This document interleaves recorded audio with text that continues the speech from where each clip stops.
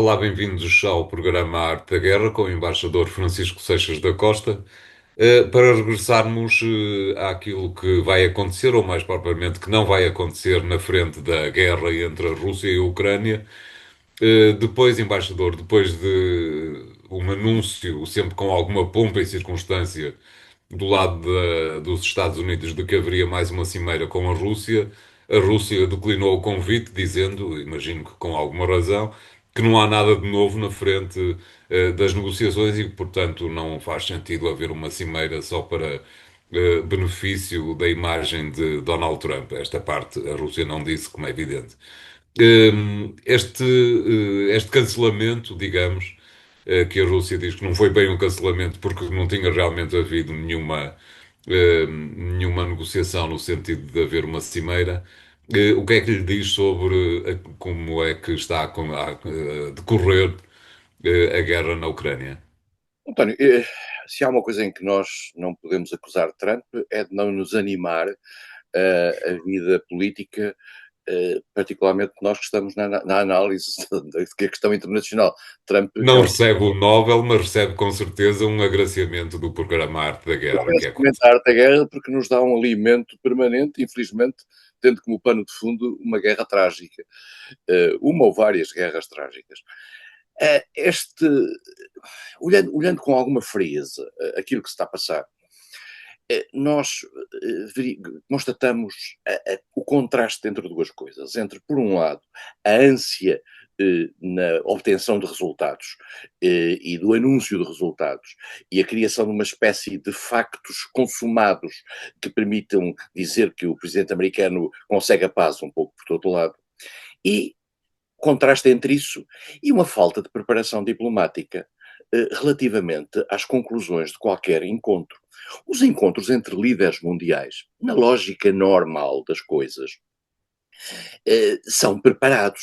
São preparados, isto é, quando os líderes se encontram e anunciam coisas com base num trabalho de base que já foi feito pelos seus colaboradores, pelos ministros dos negócios estrangeiros, pelos diplomatas, por equipas preparadas. Trump gosta de ter estes momentos. Lembre-se do encontro com Kim Jong-un na Coreia e depois também em Singapura. Lembre-se do encontro com Putin no Alasca. Trump gosta destes momentos de anúncio de passos rápidos. E depois bate com a cabeça na realidade. E a realidade é que aquilo que Trump quer e que Trump acha que pode conseguir, neste caso específico relativamente à Rússia, contradiz também aquilo que são os interesses estratégicos russos. Bons ou maus, são os interesses estratégicos russos. E o que é que Trump quer? Trump quer que, tal como fez em Gaza, e este aspecto é importante porque isto está a ser explorado em vários aspectos, tal como, nomeadamente pelos europeus, tal como fez em Gaza, ele quer um cessar-fogo e, seguido ao cessar-fogo, uma negociação. E a Rússia, e volto a lembrar aquilo que aqui já falámos aqui há meses, a Rússia não quer isso. A Rússia não quer isso porquê? Por uma razão, volto a dizer, extremamente objetiva e que nos interesses russos tem sentido, que é, se há um cessar-fogo, e se esse cessar-fogo é paralelo à possibilidade da Ucrânia, durante esse cessar-fogo, poder ser armada, recompostas as suas tropas, reforçada no apoio militar que o Ocidente, nomeadamente os países europeus, lhe dão. Esse cessar-fogo não é um congelamento da situação, mas é apenas um congelamento da linha de fogo, da linha de combate. E esse congelamento da linha de combate para a Rússia prejudica um esforço de guerra que está em crescendo. Portanto, a Rússia não quer, e desde o início isso foi claro, a Rússia não quer um cessar-fogo seguido de uma negociação. A Rússia quer uma negociação que comporte dentro do seu projeto o cessar-fogo. Isto é a posição russa, independentemente de estar certa ou errada. E, portanto, quando confrontado com esta ideia de que vamos fazer um cessar-fogo, vamos anunciar um cessar-fogo em Budapeste, no encontro entre os dois, a Rússia disse não. Não queremos esse cessar-fogo. Nós queremos discutir, e isso é o conteúdo da conversa que houve entre o ministro dos Negócios Estrangeiros russo, Sergei Lavrov, e Marco Rubio, ministro dos Negócios Estrangeiros americano, pelo telefone. que nem sequer foi física, porque houve a ideia de fazer uma reunião física também, curiosamente em Budapeste, mas foi por telefone, e os russos disseram, enquanto nós não formos às causas de base, nós não aceitamos fazer o cessar-fogo. E quais são as causas de base? Este é um ponto muito importante e muito delicado. Tudo indica que a Rússia mantém como objetivo ver-se livre de Zelensky e ver-se livre do regime de Zelensky. E quando a Rússia fala das causas, das root causes, das causas de enraizadas, quer várias coisas. Quer o congelamento, por exemplo, de uma hipótese futura da entrada da Ucrânia para a NATO, quer provavelmente novas eleições dentro da Ucrânia, não sabemos em que condições e com que entidade a fazê-las, que permita à Rússia ver-se livre de Zelensky. É a tal desestalinização, porque eles consideram que Zelensky está à frente de um regime que promove ou protege ou autoriza grupos neonazis que, no fundo, têm uma ideologia russofóbica contra a Rússia. E, portanto, estamos ainda muito longe daquilo que são as condições mínimas para a Rússia face à proposta americana. Agora, há um ponto aqui importante. É que a conversa telefónica longa que houve entre Putin e Donald Trump teve a ver, essencialmente, com um anúncio que tinha sido feito pelos ucranianos de que queriam os chamados mísseis Tomahawk. Os mísseis Tomahawk são mísseis importantíssimos no caso da Ucrânia ficar com esses mísseis, a Ucrânia tem a possibilidade de, com esses mísseis, chegar, por exemplo, a Moscou, ao Kremlin. Ora bem, a Rússia terá dito aos Estados Unidos, terá deixado claro aos Estados Unidos que não admitiria a possibilidade dos Estados Unidos darem esses mísseis. Isso também levantaria um outro problema, é que, ao que parece, o lançamento desses mísseis incorporaria a necessidade de militares ou técnicos americanos estarem na Ucrânia para usar esses mísseis, porque isso significaria uma subida de patamar da guerra e, como tal, a Rússia daria uma resposta ainda mais forte, não sei, nuclear, tático, não se percebe, não é claro. E foi essa a conversa que Trump teve com Zelensky, dizendo, vocês não podem continuar esta guerra sem darem passos que acomodem, de certa maneira, a posição russa, porque senão a Rússia destrói-os. Esta é a conversa que parece que foi dura entre Zelensky e Trump. Só que Trump tinha por trás desta ideia a ideia do cessar-fogo. E os russos não compram esta ideia. E agora põe-se o problema do passo seguinte. Será que perante isto a Rússia os Estados Unidos estão dispostos a dar os Tomahawk à Rússia, à Ucrânia? E perante isto estarão os Estados Unidos preparados perante uma reação russa de nível elevado que o próprio Trump anunciou, e portanto ele devia estar convencido disso com base na conversa que teve com Vladimir Putin, estarão preparados os Estados Unidos para, digamos, dar um salto também eles próprios no apoio à Ucrânia, porque isto é quase a entrada dos Estados Unidos na guerra. Vamos ser claros. Isto levanta problemas da maior gravidade, da maior importância, mas por trás de tudo isto está aquilo com que começamos, que é o aspecto psicológico de Trump, de querer um resultado rápido e de querer anunciar resultados rápidos e, eu diria, de pôr o carro à frente dos bois. E, portanto, vamos ver o que é que acontece. Vamos ver se esta ciclotimia de Trump, de, por um lado, está tudo bem, depois no dia seguinte está tudo mal, que tem a ver com uma má preparação destas reuniões, tem a ver com o afastamento objetivo de negociadores experimentados do State Department, que é o Ministério dos Negócios Estrangeiros americano, que é uma entidade com uma experiência internacional fortíssima e com uma qualidade de diplomacia muitíssimo boa, mas claramente estão afastados do essencial da negociação. A negociação está a ser feita com base no chefe do State Department, é verdade, Marco Rubio, mas que no fundo é um porta-voz da Casa Branca. E, portanto, nós estamos aqui num momento em que agora ficamos à espera de qual é o passo seguinte que Trump vai dar. E andamos nisto de passo em passo. Entretanto, a Rússia vai andando, já agora a passo de caracol, naquilo que é a sua capacidade de entrada no terreno. E já agora o último ponto, que é para dizer o seguinte. A Rússia coloca como ponto essencial de qualquer negociação a possibilidade de lhe ser dado o controlo de todo o Donbass, Donetsk e Lugansk. Acontece o seguinte, Donetsk, há uma parte de Donetsk que ainda está na posse dos ucranianos, e mais do que isso, está na posse dos ucranianos com bases que, entretanto, os ucranianos foram criando e reforçando desde 2014, foram reforçando e têm pontos essenciais que são para a sua estratégia, nomeadamente para a impossibilidade da Rússia prosseguir por dentro do território ucraniano, razão pela qual, aliás, a Rússia tem vindo a ter dificuldades nessa progressão.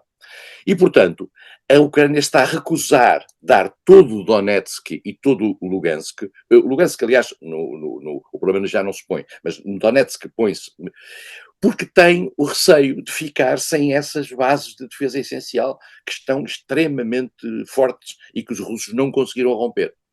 A Rússia estaria disponível, aparentemente, ao que se sabe, em troca, a prescindir daquilo que eram os espaços dentro de duas das suas repúblicas, Zaporizhia e Kherson, são duas repúblicas que a Rússia declarou como suas dentro da Ucrânia e fez uns referendos cuja legalidade é mais do que duvidosa, mas estaria disponível a Rússia, aparentemente, a fazer essa troca. É uma troca um pouco estranha, porque estamos a trocar território ucraniano por território ucraniano. Dito isto, a Rússia estaria disponível a fazer esse recuo. Mas isso no quadro de um compromisso de natureza global que levasse ao desarmamento, digamos, da própria Ucrânia. E aqui entra, e para acabar, a União Europeia, os europeus em geral, a União Europeia mais a Noruega e o Reino Unido, que estão, digamos, neste momento muito contentes, estavam muito assustadas com a possibilidade do encontro em Budapeste, já estão menos assustados agora, vão apresentar, aparentemente, a Trump um projeto de 12 pontos que seria, digamos, uma espécie de acordo complementar na relação russo-ucraniana, nomeadamente incorporando questões que têm a ver com a devolução das crianças que terão sido raptadas de algumas zonas para a Rússia e outros elementos, digamos, mais chocantes do ponto de vista internacional. É muito interessante o ponto das crianças estar na agenda europeia como ponto fundamental. Porquê? Porque as pessoas sabem que é essa uma questão que a Melania Trump, a mulher de Trump, colocou a Vladimir Putin diretamente, em cartas diretas que enviou, como uma questão essencial para aquilo que era, digamos, a atitude moral dos Estados Unidos. Então, os europeus querem, neste momento, digamos, passar a mão pelo pelo, eu diria, daquilo que é a agenda que pode sensibilizar Trump. Estamos num momento, eu diria, apesar de tudo, muito complicado. E os próximos passos são interessantes de ver. E esperemos que a Europa consiga ter alguma coisa a dizer nessa matéria, um bocadinho para além daquilo que tem conseguido ao longo destes anos. Obrigado, embaixador. Vamos fazer aqui o primeiro intervalo do programa de hoje. Voltamos já de seguida com o segundo tema. Até lá.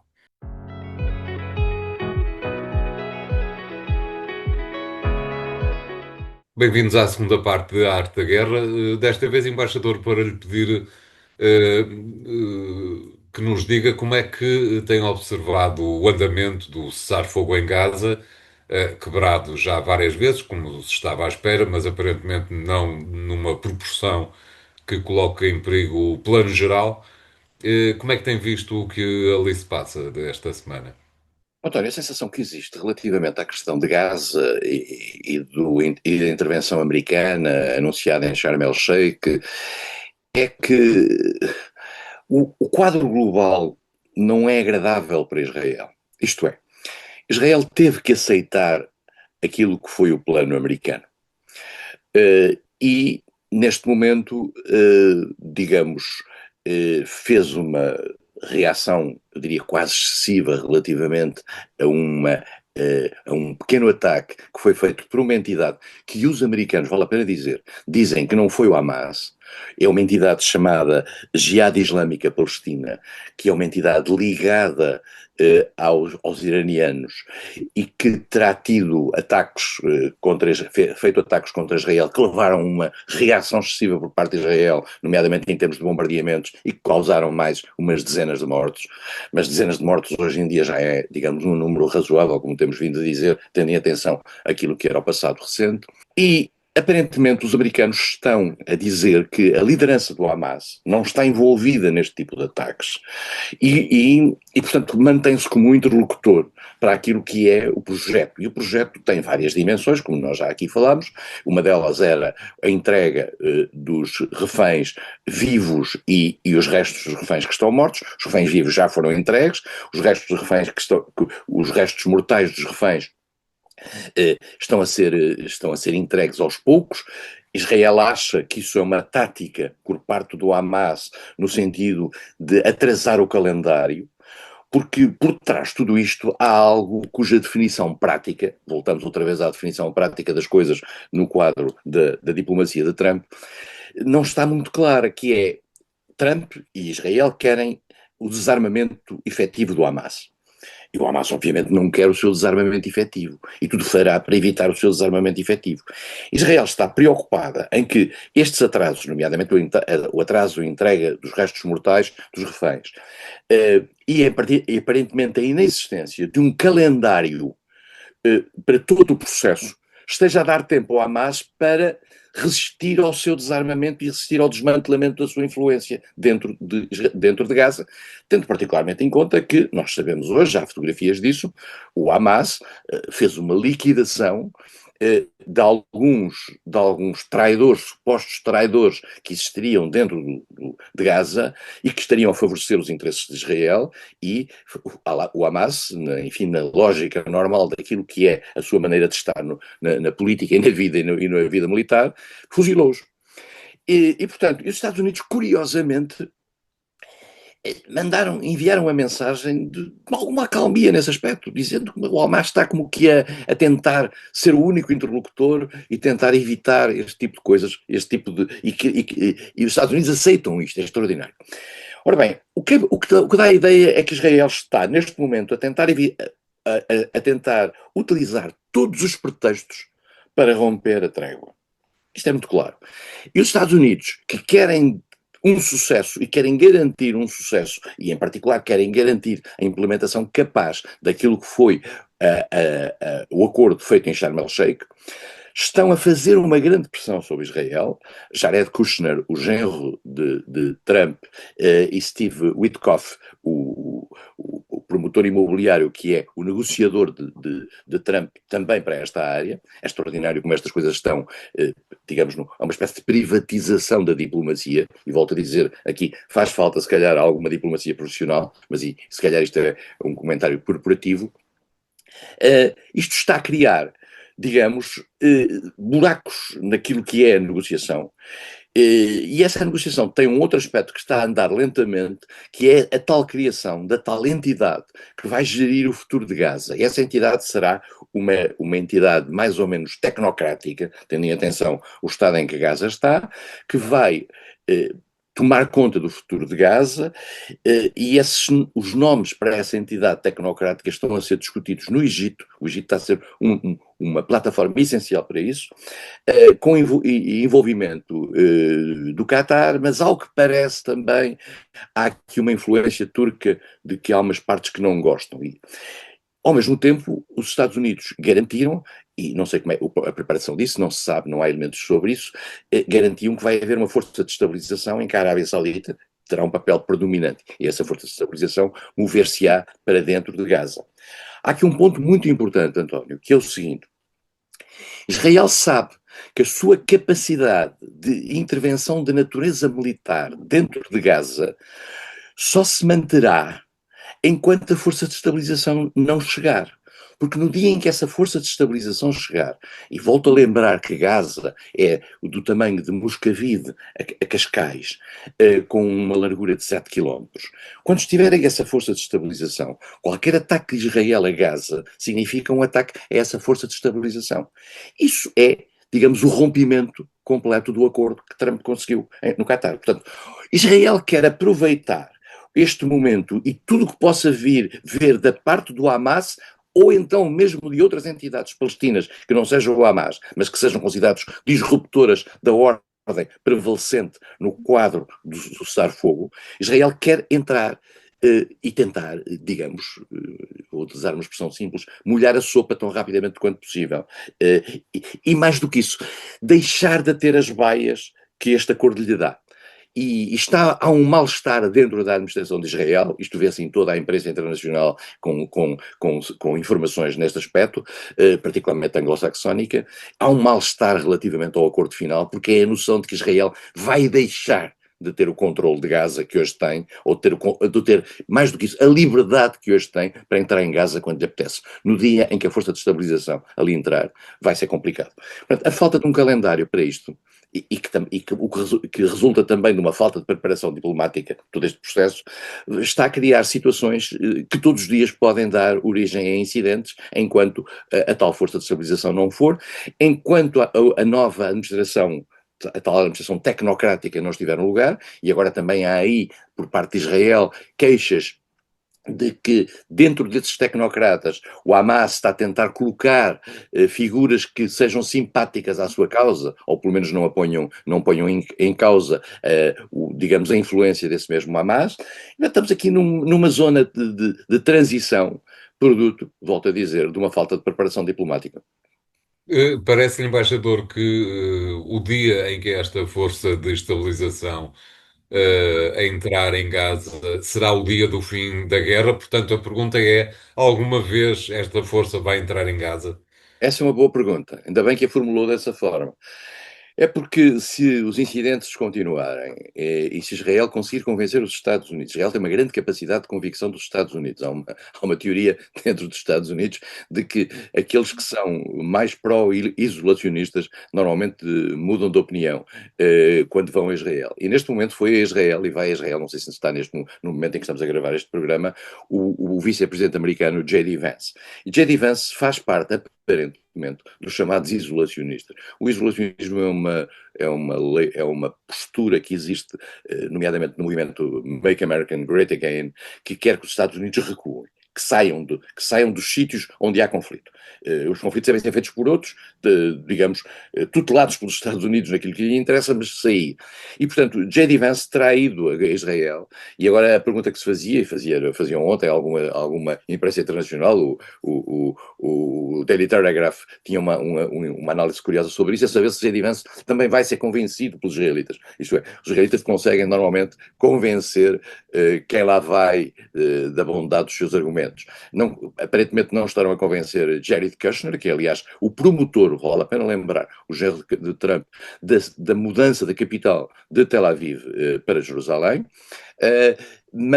E Steve Witkoff, mas estarão, digamos, a tentar trabalhar a figura de J.D. Vance, dado que Marco Rubio parece, neste momento, consagrado à questão da Ucrânia. São muitas frentes, e para estas frentes, de facto, ter amadores, vamos ser claros, ter amadores, pessoas com muito boa vontade para querer uma resolução de natureza diplomática, mas com pouca experiência naquilo que são as lições tiradas de muitos exemplos do passado, da forma como se faz uma negociação, não dá muito bom resultado.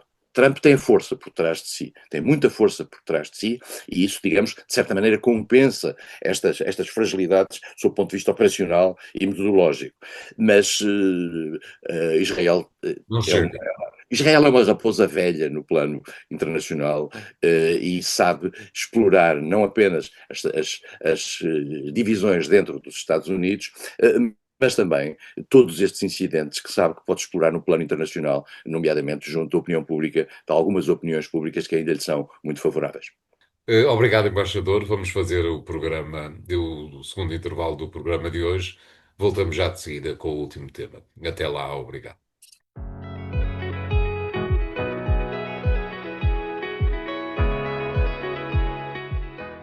Bem-vindos à terceira parte da Arte da Guerra, desta vez para irmos um pouco mais longe, até aos confins da Ásia, para lhe pedir, embaixador, que nos diga como é que tem observado as mudanças que estão a ocorrer no Japão. O Japão tem uma nova primeira-ministra que diz ser uma liberal adepta do rock pesado e de motos de grande velocidade, o que em princípio não implica grande coisa na governação.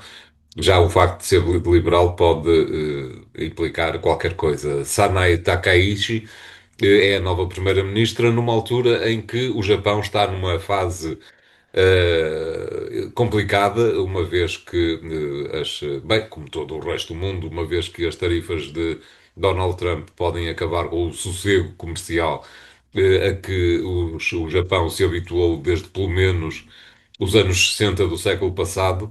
E, portanto, embaixador, o que é que lhe parece que esta alteração pode vir a criar no arquipélago? António, eu não queria fazer um regresso ao passado muito longo, mas queria dizer o seguinte: o Japão é uma democracia que, no fundo, foi tutelada pelos Estados Unidos imediatamente a seguir à Segunda Guerra Mundial. O imperador perdeu todo o poder absoluto que tinha e é uma democracia, é uma monarquia constitucional com o imperador. Há um partido, que é o Partido Liberal Democrata, que esteve no poder quase 50 anos, desafiado aqui ou ali por um outro partido, mas de todo modo havia uma espécie de monopólio da ação política democrática, volto a dizer, dentro do Japão. E o Japão, digamos, vivia sob uma certa proteção americana, tendo, no entanto, alguma conflitualidade, por exemplo, com a Rússia, relativamente às Ilhas Kurilhas, mas tendo algum receio, que foi um receio que tem vindo a crescer, e não só no Japão, na Austrália, na Coreia do Sul, mesmo desculpa, nas Filipinas, relativamente à assertividade crescente por parte da China. E os Estados Unidos foram dando sinais, digamos, de estarem sempre ao lado do Japão. O Japão tinha uma autolimitação imposta, mas de certa maneira constitucionalmente imposta, relativamente à sua capacidade de criação de um exército. Tinha uma força de autodefesa, era uma espécie de uma força de autodefesa, mas não era um exército no sentido tradicional. Foi-se transformando lentamente no exército. E com este conjunto de ameaças, começou a criar-se uma consciência política no Japão de que era preciso aumentar as despesas em matéria de defesa. Isso não foi mal visto por parte dos Estados Unidos, embora nunca o dissessem abertamente, porque isto muda o estatuto, de certa maneira, de autocontenção por parte do Japão. Por exemplo, se olharmos para um país como a Áustria, era uma coisa parecida. A Áustria não é membro da NATO, e tem na Constituição que não pode ser membro da NATO. As constituições mudam-se, mas nós sabemos isso. E, portanto, toda esta evolução no Japão é no sentido de uma consciência da sua fragilidade, não só económica, como o António diz, porque, entretanto, o ciclo económico do Japão também mudou. Isto, e por outro lado, também se deu conta que, para além de haver alguma disrupção, nomeadamente no plano do equilíbrio económico-social dentro do Japão, começou a haver casos de corrupção muito evidentes que marcaram a vida do Partido Liberal Democrata. E isso, digamos, fragilizou dentro do Parlamento. E o Partido Liberal Democrata continua, independentemente dos ciclos terem favorecido outras forças, continua a ser a força fundamental. A esquerda dentro do Japão é uma força que está em declínio, vale a pena dizer. O Japão também tem isso. O Parlamento também está a ficar crescentemente fragmentado, e as forças de extrema-direita e as forças mais populistas estão a ter maior influência no Japão. Nada que nós não estejamos a ver noutros sítios. O Japão também não está a ser insensível a isso. E teve uma sucessão de 3 primeiros ministros, que foram 2 que caíram e agora esta senhora que chegou. O primeiro chamava-se Fumio Kishida e caiu em 2024. Depois subiu Shigen Ishiba com uma agenda mais conciliadora e que perdeu, digamos, internamente dentro do partido. O partido também se dividiu e subiu agora ao poder, como o António referiu, esta senhora Sanai Takashi, que é uma figura que fez uma aliança com um partido de centro-direita, rompeu uma aliança tradicional, curiosamente, com o Partido Budista, que era um partido tradicional na ligação do Partido Liberal Democrata, e fez uma aliança com um partido de centro-direita, que de certa maneira leva a vida política do Japão mais para a direita, ou mais para o centro, para as pessoas da direita que gostam de fingir. Portanto, a vida política no Japão teve uma guinada à direita. Consequências disto no plano internacional, vamos ver como é que o Japão se coloca nisto, e o António tem razão. Os Estados Unidos não têm ajudado o Japão porque têm uma atitude relativamente às medidas de natureza tarifária muito forte, que também abrangem o Japão, e isto afeta a vida económica do Japão, e as pessoas no Japão, como noutro sítio, também votam com o bolso. Isto é, votam em função da riqueza objetiva na distribuição nacional. Vamos ver se esta senhora tem sucesso, tendo particularmente em conta que é a primeira mulher que chega à liderança de um governo no Japão. O Japão é uma Isso, sociedade. o que é que lhe diz sobre a alteração, ou se é que indica alguma alteração, do modo de vida, digamos, do ambiente social, do Japão? Bom, António, eu não sou um especialista no Japão, sou um analista à distância e a sensação que eu tenho é que era uma sociedade muito patriarcal, era uma sociedade em que o papel das mulheres, nomeadamente no Parlamento, era muito reduzido. A subida desta senhora parece significar uma ruptura, eu diria, de natureza cultural, político-cultural importante e significativa, que pode mudar, digamos, a face do Japão. Será que isto traduz mudanças internas na própria sociedade japonesa, nos próprios equilíbrios? Os japoneses são uma sociedade muito antiga e uma sociedade que preserva, ao que parece, algumas áreas, digamos, da influência da política e tem tradições que fazem parte do seu cotidiano e que são muito difíceis de mudar. Agora, aparecer uma senhora que gosta de rock pesado, dirigente do Japão, pode mudar tudo. Veremos se o rock pesado depois tem consequências no plano das opções, nomeadamente em matéria de natureza militar, e com as consequências de natureza orçamental que podem vir a decorrer daqui. Uma coisa é clara, a esquerda no Japão está em recuo e esse é um ponto que o mundo tem que olhar com atenção, porque isso, no fundo, corresponde àquilo que é a evolução noutras partes do mundo. As forças populistas, o surgimento de um movimento que se reivindica quase da postura americana de Trump é interessante, do ponto de vista analítico. Não, esta aliança de centro-direita desta senhora aparentemente quer travar os efeitos da subida no Parlamento desse partido, um partido que tinha um deputado e passou a 14, onde é que nós já vimos isto noutros sítios, e de repente, e é um partido de extrema-direita também. E portanto vamos ver o que é que isto dá nos tempos mais próximos. Agora, cada vez mais os ciclos políticos do Japão estão a ser muito breves e tem a ver com crises políticas internas do Partido Liberal Democrata, que é o partido tradicional do governo dentro do Japão. Exato. Pode ser que não lhes dê para, como noutras alturas, fazerem invasões extemporâneas, como aconteceu com a Rússia em 1905, com a China, alguns nos anos 30 Apesar de do tudo, século António, passado. não acredito muito que aquilo que foi a ação agressiva do Japão sobre a China, e que a China nunca esqueceu, foi algo da maior gravidade, digamos, que a China hoje, a relação de forças alterou-se radicalmente. Exatamente. A capacidade da China face ao Japão hoje não tem paralelo. A China é um poder nuclear, o Japão não é um poder nuclear. E quer dizer, a única coisa nuclear que o Japão teve foi foram as bombas que lhe caíram em Hiroshima e Nagasaki. Exatamente. Obrigado, embaixador. O programa fica hoje por aqui. Continuem a acompanhar-nos nos sites e nas redes sociais do Jornal Económico e para a semana cá estaremos com três novos temas. Obrigado e até lá.